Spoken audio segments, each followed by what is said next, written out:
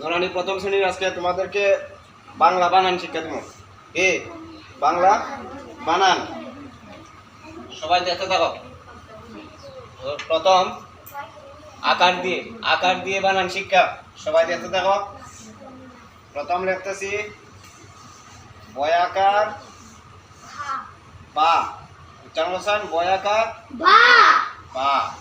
এরপরে আবার লিখতেছি বয়াকার বা, দিল বাবা।